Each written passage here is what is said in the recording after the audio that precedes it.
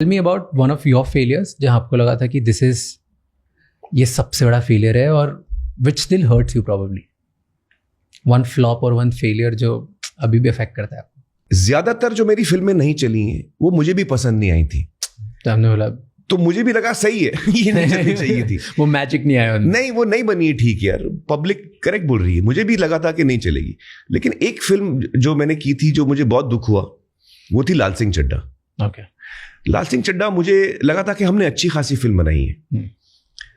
तो मेरे emotions film के साथ थे और मुझे लगा था कि हाँ हमने अच्छी खासी फिल्म बनाई है. लेकिन पब्लिक को वो पसंद नहीं आई. तो वो बहुत बड़ा इमोशनल हिट था मेरे लिए. और इतने टाइम तक मेरे पास कोई नाकामयाब फिल्म नहीं थी ना. तो एक के बाद एक 2 फिल्में मेरी नाकामयाब आई. एक तो ठग्स ऑफ हिंदुस्तान. लेकिन उसमें मैं सरप्राइज नहीं था क्योंकि मुझे भी ठग्स पसंद नहीं थे. अभी देखिए आज मैं खुल के बोल सकता हूं. मैं आदि और विक्टर से बहुत मैंने कोशिश की उनको. खैर वो सब उसमें नहीं जाते. जब फिल्म रिलीज हो रही थी मैं भी खुश नहीं था. मैं आपको एक कहानी बताता हूं. किरण जो मेरी एक्स वाइफ है उनको पता है कि यार मैं जब मेरी रिलीज आती है 2 महीने तक मुझे नींद नहीं आती. लाइक जैसे आजकल अभी मुझे नींद नहीं आ रही है रात को. मैं सो नहीं पाता हूं. माइंड ओवर टाइम वर्क होता है. ठग्स ऑफ हिंदुस्तान के रिलीज से पहले किरण ने मुझे एक दिन बोला यार रिलीज नजदीक आ गई है, आप बड़े इत्मीनान से सो रहे हैं, चक्कर क्या है. तो ऐसे किरण, क्योंकि मुझे पता है वो फिल्म नहीं चलने वाली है. मेरे अंदर ना एक्साइटमेंट है ना कोई एंटिसिपेशन है कि मैं इंतजार कर रहा हूं कि लोग मेरी फिल्म देखेंगे. बल्कि मुझे तो मेरा दिल बैठ रहा है कि लोग अभी मेरी फिल्म देखने वाले हैं. और वो मैं खुद खुश नहीं हूं फिल्म से. लेकिन प्रोड्यूसर और डायरेक्टर खुश हैं तो मैं क्या बोल सकता हूं. तो खैर पर लाल सिंह चड्ढा में तो उस फिल्म में तो जब नहीं चली तो मुझे पता. हाँ, कहीं अंदर से फीलिंग थी कि नहीं मुझे पता था नहीं चलेगी. ओके. मैं 100% श्योर था नहीं चलेगी. मुझे कोई डाउट नहीं था. Did you express that? या I expressed it very strongly to Adi and Victor but they were confident of it. देखिए मैं उनको भी ब्लेम नहीं करता हूं. ये क्रिएटिव काम है. आप अपने इंस्टिंक्ट से ही तो जा सकते हो. फेयर. तो डायरेक्टर और प्रोड्यूसर की इंस्टिंक्ट थी कि यार हमने बहुत सही फिल्म बनाई, ये बहुत चलने वाली है. मुझे लगा था कि नहीं ये फिल्म पानी नहीं मांगेगी. मैंने आदि को बोला था देखिए जब आदमी मरता है ना वो बोलता है पानी पानी. और कभी कभी वो पानी मांगने की भी ताकत नहीं होती. तो ये मुहावरा वहां से आया. Okay. तो मैंने कहा था ये फिल्म पानी भी नहीं मांगेगी. तो खैर वही हुआ. लाइफलाइन नहीं हुई. तो हाँ, तो इसलिए मुझे इतना बड़ा डिसअपॉइंटमेंट उस टाइम पे नहीं होता. डिसअपॉइंटमेंट और जो मेरा दिल टूटा था वो लाल सिंह चड्ढा के टाइम पे. क्योंकि मुझे वो कहानी बहुत पसंद आई थी.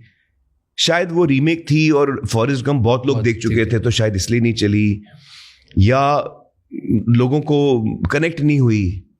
आई थिंक मेरा काम ठीक नहीं था. आई थिंक मैंने परफॉर्मेंस को बहुत ज्यादा हाई पिच किया था तो वो कनेक्ट नहीं हुआ कैरेक्टर लोगों के साथ.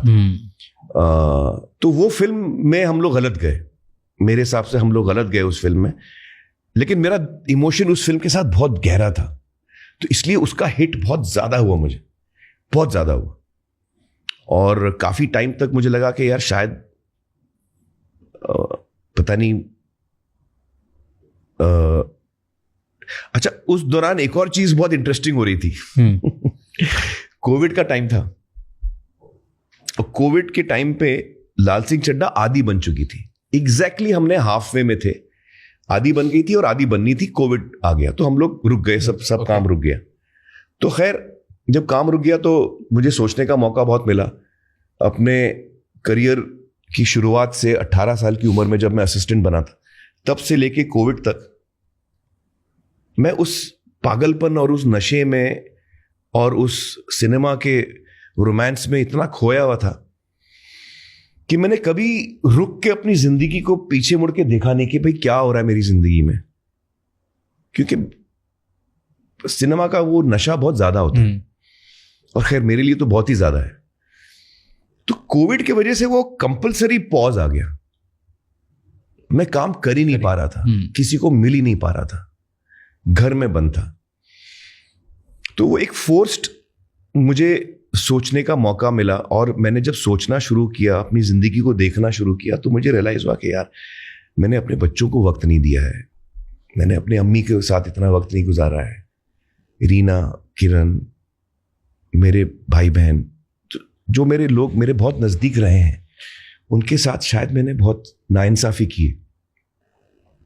और जब ये थॉट आया तो ये थॉट बहुत जल्दी बढ़ने लगा और मैं बहुत ज़्यादा अपने आप को ब्लेम करने लगा, बहुत ज़्यादा गिल्ट में चला गया मैं।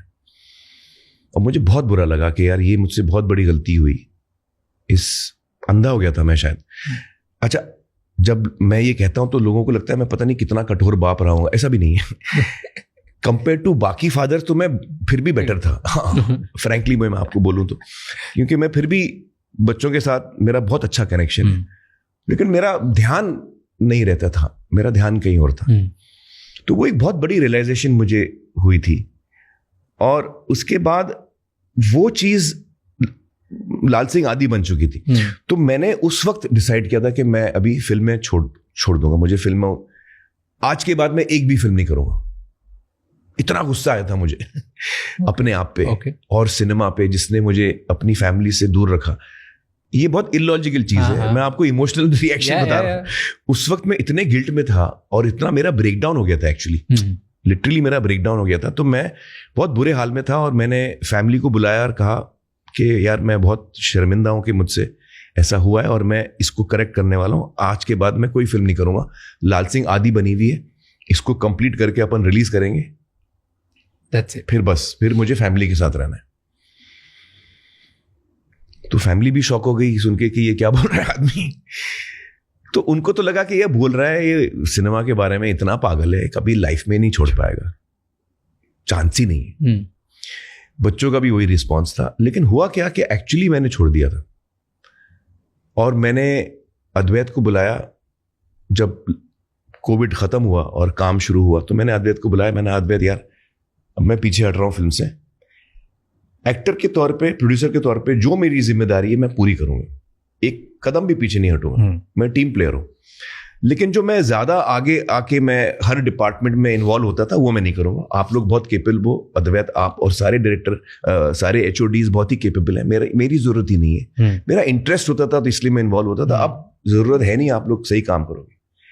तो एक भी मीटिंग में मैं नहीं गया। एडिटिंग अद्वैत ने की, मैं सिर्फ चेकिंग करता था, जो प्रोड्यूसर का काम है। अगर मुझे कोई चीज पसंद नहीं आती थी तो मैं दोबारा करवाता था, बट वो प्रोड्यूसर का काम लास्ट में आता है। तो मैंने वो ऑलरेडी एक्शन कर दिया था और ऑफिस जाना बंद कर दिया था। जब मैंने स्टार्ट किया, आयरा मेरी जो बेटी है, उन्होंने अगत्सु नाम का एक नॉन प्रॉफिट कंपनी खोली है जो मेंटल हेल्थ में काम करती है। तो मैं आयरा के साथ ऑफिस जाने लगा। एक्चुअली क्या हो गया, जब मैंने ये डिसीजन लिया तो अब प्रसन्ना भी वेट कर रहा था कि सितारे कब शुरू होगी। तो मुझे लगा कि यार अब मैं उसको बोल दूं कि मैं नहीं कर रहा हूं क्योंकि इंडस्ट्री में मैंने किसी को बोला नहीं था कि मैं रिटायर हो रहा हूं। मुझे कोई हल्ला वल्ला नहीं करना था कि मैं रिटायर हो रहा हूं और ये कर रहा हूं वो कर रहा हूं। मैंने कहा यार वैसे भी मेरी फिल्में 3-4 साल के बाद एक आती है, तो लाल सिंह आके चली जाएगी, लोगों को लगेगा 3-4 साल के बाद इसकी फिल्म आएगी। जब नहीं आएगी तो वो भूल भी जाएंगे, क्योंकि मैं इतनी कम फिल्में करता हूं तो आज के डेट में लोग भूल जाते हैं, आगे बहुत जल्दी निकल जाते हैं। तो मुझे बोलने की कोई जरूरत नहीं होगी। 3-4 साल जब लोग पूछेंगे तो मैं बोलूंगा हाँ मैं निकल चुका हूँ। मेरे को इतना कुछ बड़ा अनाउंसमेंट ये सब नहीं करना था। तो खैर हुआ ये कि एक दिन मैंने प्रसन्ना को बुलाया चेन्नई से, ये कहने के लिए कि भाई अब आप किसी और एक्टर को देखिए, क्योंकि मैं आगे काम नहीं कर रहा हूं। अब ये पहली, मतलब इंडस्ट्री में पहले इंसान को मैं बोलने वाला था कि भाई मैं फिल्में छोड़ रहा हूं। तो उससे एक दिन पहले मेरे बच्चों ने मुझे समझाया कि आप क्या करने जा रहे हो। मैं बोला मैं फिल्म में, उसको मैं बोलने जा रहा हूं कि मैं फिल्म नहीं कर रहा हूं। तो दे सेड आप करने क्या वाले हो। तो ऐसे मैं आप लोग के साथ अभी टाइम स्पेंड करूंगा। तो उसने बोला वो तो 6 महीने से कर रहे हो आप अब क्या हो गया, थोड़ा ज्यादा हो गया, हमारी भी जिंदगी है, हमें थोड़ा स्पेस, हमको भी थोड़ा स्पेस चाहिए। तो मैंने कहा अरे यार ये तो गड़बड़ हो गई। तो actually they were being very practical. और आयरा ने व्हाइट बोर्ड बनाया, उसने बोला कि आप अगत्सु में पूरी तरह इन्वॉल्व हो, हम अगत्सु में ये 12 चीजें प्लान कर रहे हैं आगे के लिए, इसमें से आप कौन सी चीजें करने वाले हो। तो मैं बोला ये 3 चीजें, इसमें आपका कितना वक्त जाएगा? मैं बोला 15%। तो अब बाकी 85% आप क्या करोगे? ऐसे तुम लोग के साथ रहूंगा? ऐसे नहीं बोला अभी ज्यादा हो गया। और जुनैद ने बोला कि यार आप पेंडुलम की तरह, घड़ी का पेंडुलम होता ना, आप यहां से जाते हो सीधा यहां जाते हो, तो यहां से यहाँ आपका सेंटर में कुछ है ही नहीं, आप लेफ्ट में रुकते हो, राइट में रुकते। Extreme, I am extreme personality. तो आप या तो फिल्म में कर रहे हो तो दिन भर वही कर रहे हो, और नहीं कर रहे हो तो बिल्कुल नहीं कर रहे हो। तो ये आप एक्सट्रीम, नीचर के पापा आप हमेशा एक्सट्रीम्स में रहे हो। थोड़ा बहुत बैलेंस में आने की कोशिश करो। आप भी 8 घंटा काम कर सकते हो, उसके बाद 6 बजे घर आ जाओ, हमारे साथ रहो। तो उन्होंने एक्चुअली मुझे समझाया कि आपको फिल्में नहीं छोड़नी चाहिए। How do you lower this voice in your head कि जब फ्लॉप हो गई, हाँ, और उसके बाद यार मैं थोड़ा बेटर कर सकता था, या अच्छी चीज़ें चल सकती थी, या मे बी नाउ मेरे में वो चार्म नहीं बचा है, जो वॉइसेस आती है ना डाउट की, तो ये कैसे किल करते हो दिमाग में? इसका कोई तरीका नहीं है किल करने का। देखिए, जब मैं बड़ा रियलिस्टिक आदमी हूँ, वो मेरी एक स्ट्रेंथ है कि मैं अपने आप को बेवकूफ़ नहीं बनाता हूँ। जब मैं अपना काम देखता हूँ तो मुझे समझ में आता है कि ये कमज़ोर है, यहाँ पे मैंने गलती की है, ये मैंने गलत जजमेंट लिया।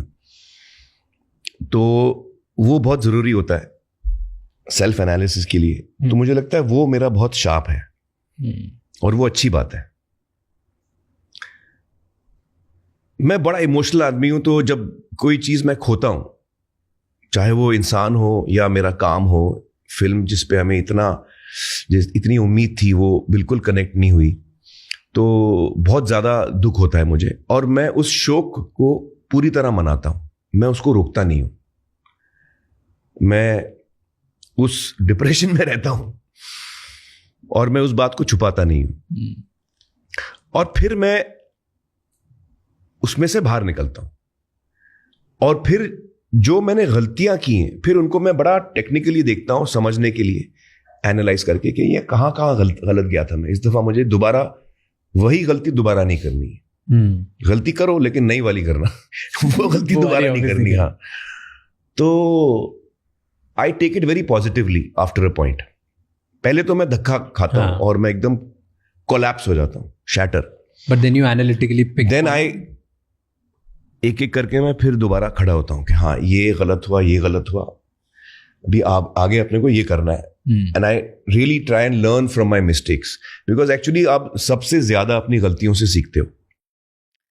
और मेरी इतने सालों से कोई फ्लॉप नहीं आई थी ना, कोई नाकामयाब फिल्म नहीं आई थी। फर्स्ट टाइम लाल सिंह में ऑडियंस कुछ और सोच रही थी, मैं कुछ और सोच रहा था, तो मुझे झटका लगा। तो उसको मैंने पूरी तरह इस्तेमाल किया टू अंडरस्टैंड कि मैं कहाँ गलत गया हूँ परफॉर्मेंस में, हर तरीके से।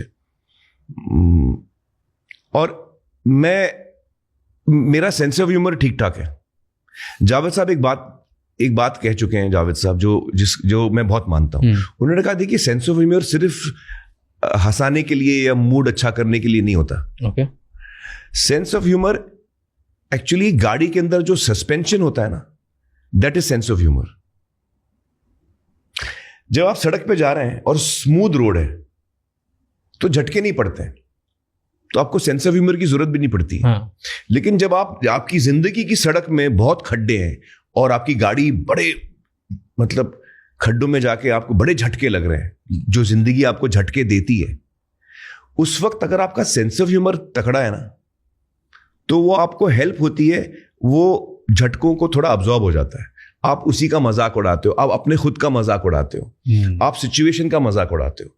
You see it in a lighter way and you see के ठीक है, होता है यार, हमारे साथ भी हुआ है। तो the ability to do that is actually sense of humour. वहां रियल काम में आता है। जावेद साहब का कहना है कि रियल काम सेंस ऑफ ह्यूमर का होता है जब आप जिंदगी के मुश्किल दौर से गुजर रहे हो, और उस मुश्किल दौर में अगर आप अपने आप पे हंस सकते हो तो फिर वो कट जाता है रास्ता, कट जाता है रास्ता। I agree with him. तो I feel that's the kind of person I am. मैं अपने गलतियों को एक्सेप्ट करता हूं और उनको सुधारने की कोशिश करता हूं, और मैं बाउंस बैक काफी स्ट्रांगली करता हूं। थैंक यू सो मच ये क्लिप एंड तक देखने के लिए। अगर आपको और भी ऐसी क्लिप्स देखनी है तो राज शमानी क्लिप्स चैनल को सब्सक्राइब कर लीजिए।